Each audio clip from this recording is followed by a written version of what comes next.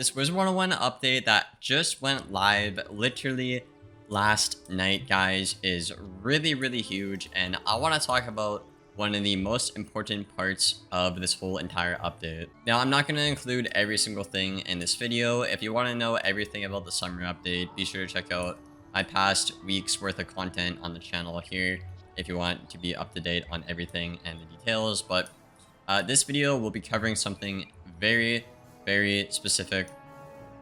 Now, this is basically leaked or whatnot from the developers, I believe, and it's just a graph, and I'm gonna basically explain to you guys what the hell you're looking at, because I know some of you guys probably are like not into this or don't really fully understand it. So basically, this summer update has level scaling. Now, how level scaling works is you basically can go from level 160 to level 100 or 50 or 60, what other PvP league there is.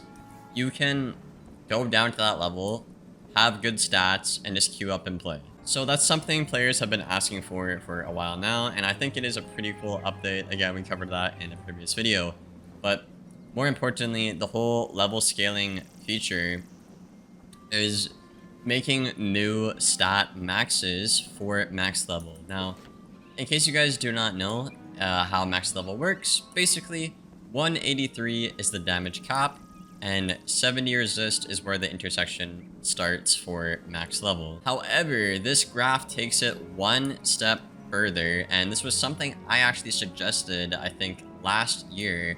And it's basically every school has their own set of stats pretty much. For example, on a storm, I can get 183 damage, and no other school can technically get 183 damage with the damage limit if you look at the graph here. But the trade-off to that is I can not run ward or like 70 resist. If I try to run 70 resist on like a ward or something, I'm only actually getting 8 resist as to oppose like the 17 there is on the Mighty Ward pet. Let me put that on screen right now. So yeah, 17 right here, Mighty Ward. In live realm, like yesterday, this would be a full 17%. But now, with the stat scaling, this is more around 8%, maybe 9% of value.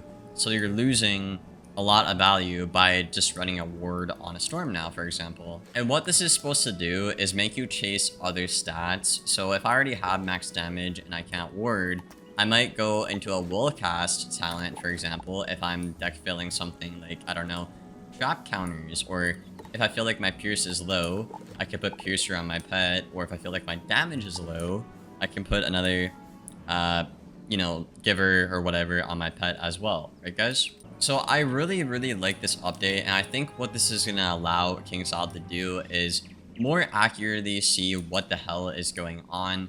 For example, like the past year, I've been saying a Mach does the same as Rusalka, or does more than Rusalka, and obviously to the devs, that's crazy because Mach is 900 damage and Rusalka is like 1400, right? But when you factor in all the stats and all the settings and stuff like that, Mach does do more than Rusalka right now in the meta, for example. But now, with the limits of people not being able to go immune with set resist and brace, they can more accurately tell how much a shad is actually going to do, rather than my opponent being like warded with brace and a pin. So I'm literally doing 2 damage on a shad. So for the overall health of the game, I think this gives the devs a bit more of a realistic stance on how things are actually going in the meta and what players actually may be saying, which I think is really cool.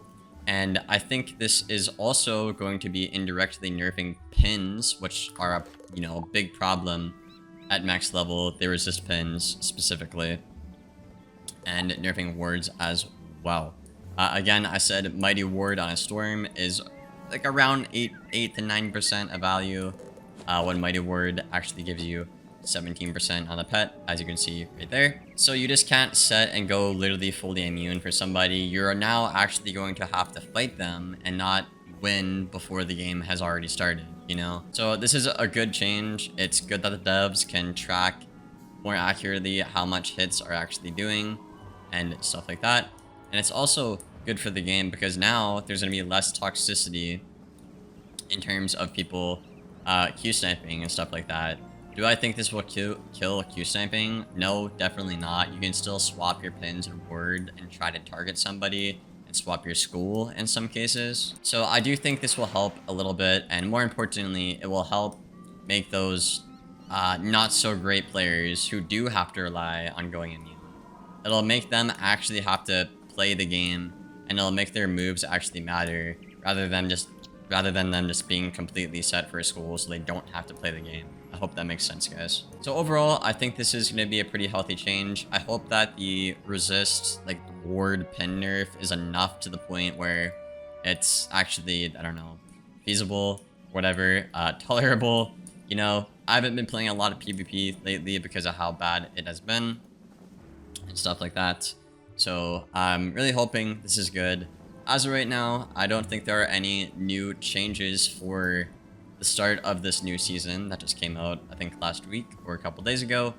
And I don't think we're getting any balancing changes this season, which is kind of underwhelming unless they can manage to fit something in there with this update that just happened, because I'm recording this video literally 15 minutes before the servers go down at 2 in the morning, as you can see in the chat box here. But if there are new updates, I will be making a video on that. And yeah, I think that is pretty much everything to talk about. Oh, well, I guess I could talk about Enfeeble and Shatter real quick at the end here, guys. This spell is going to be PvP banned, and it sucks for Storm, I know, but at the end of the day, we're not supposed to be countering blades anymore. Not with the new Wiz or Shambo system, so we're just kind of gonna have to, you know, suck it up and deal with it, unfortunately. So it'll be cool to see how Storm plays without Enfeeble, how Myth plays without D-Shift, and how Myth plays without main deck Shatter anymore. These will be all marked no PvP tomorrow as well. And I think Earthquake got unbanned from Test Realm as well. So there is a little bit of news there in case you guys did not know. I guess let's include that in this video. But yeah, I hope you guys did enjoy the video. If you made it this far, a like, rating, and a sub is always appreciated. And if you guys have any other video ideas you want to see down there in the comments below, let me know what you want to see. I know people have been asking for Grand content and Max Storm content, and I haven't been uploading as much lately, guys, because I actually just moved, and I don't know if you guys can tell, but it's really, my mic is kind of really echoey. I'm like in like a big room right now. I need to like get my whole setup over here. I only have half my setup here and stuff like that. Really scuffed setup, but you know, I just moved. I'm trying to get used to living alone and stuff like that, so that's why I haven't been as active with the uploads and streaming as of lately, but I'm trying to get back into it. So I do appreciate y'all sticking around and being patient with me. But yeah, I will see y'all later. Thank you for hanging out and watching this far, and as always, take care, y'all.